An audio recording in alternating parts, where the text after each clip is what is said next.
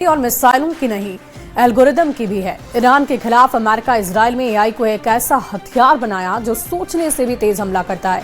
शायद यही वजह थी कि ईरान को संभालने का कोई मौका नहीं मिला।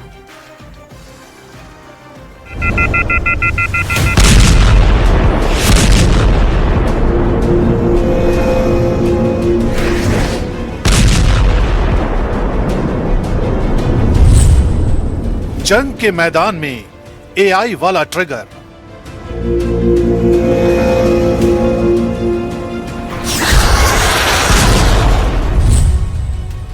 आर्टिफिशियल इंटेलिजेंस ने ईरान जंग को बनाया घातक।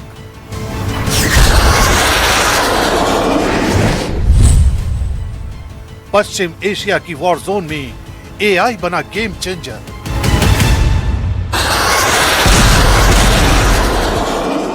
मिसाइल हमले,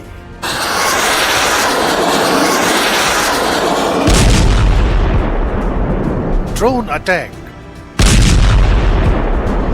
बेशुमार बॉम्बिंग,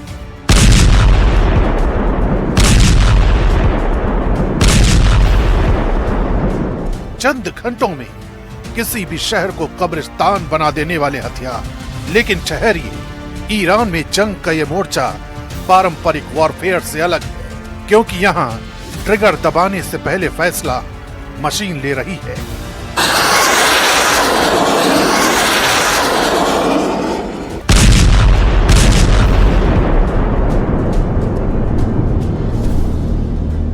ईरान के खिलाफ ऑपरेशन एपिक फ्यूरी और रोरिंग लॉयन में एआई ने टारगेट पहचानने से लेकर हमला तय करने तक पूरे प्रोसेस को सेकंडों में बदल दिया। पहले जहां इंटेलिजेंस जुटाने में घंटों लगते थे, अब एल्गोरिदम ने वही काम पलक झपकते कर दिया।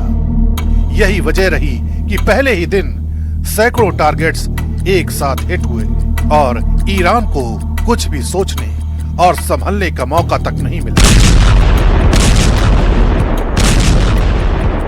And as we take decisive action to stop the threat posed by the terrorist regime in Iran with Operation Epic Fury. Is that a great name? Well, it's only good if you win. You know, you can only do. And we've won. Let me tell you, we've won. You know, you never like to say too early you won. We won. We won the bet. In the first hour, it was over.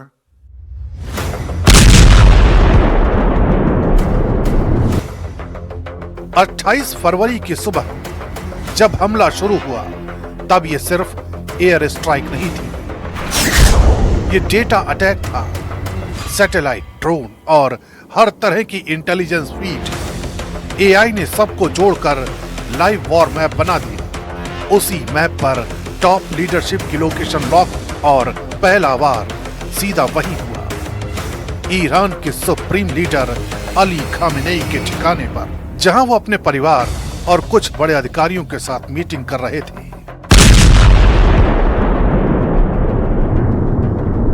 השמדנו מתקני שלטון, תשתיות גרעין, מפקדות ובסיסים צבאיים, מפעלי נשק, מחסני טילים וכטב"מים ומאות משגרי טילים בליסטיים, דבר שמפחית את האיום על מדינת ישראל.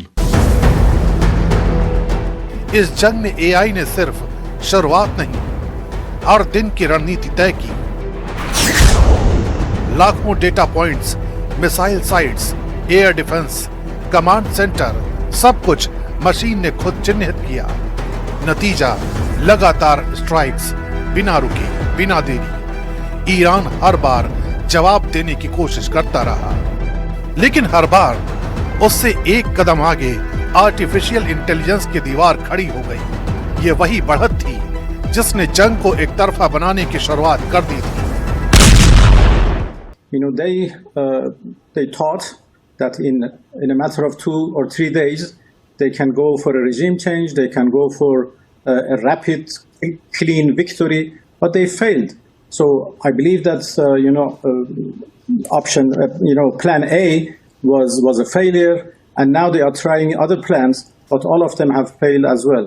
And I don't think they have any realistic end game in their mind. They have just started to attack. AI अब सिर्फ screen पर नहीं, मैदान में उतर चुका है। Drone song, जहां दर्जनों एआई ड्रोन खुद टारगेट पहचानते हैं और हमला करते हैं। ये ड्रोन किसी इंसान के आदेश का इंतजार नहीं करते, बल्कि खुद तय करते हैं कि हमला कब और कहां करना है।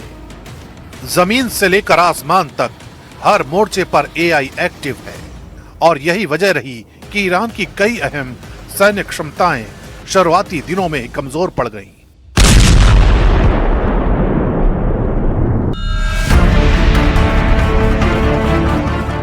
लेकिन इस जंग में तेजी की भी एक कीमत है। एआई ने जंग को जितना सटीक बनाया, उतना ही खतरनाक भी। एक छोटी सी गलती और बड़ा नुकसान।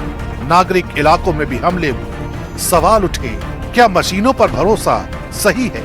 जानकार मानते हैं कि अभी अंतिम फैसला इंसान का है, लेकिन अगर ये कंट्रोल मशीनों के हाथ चला गया तो जंग सिर्फ तेज नहीं, बेकाबू हो जाएगी, और तब शायद किसी के पास रोकने का वक्त ही नहीं होगा।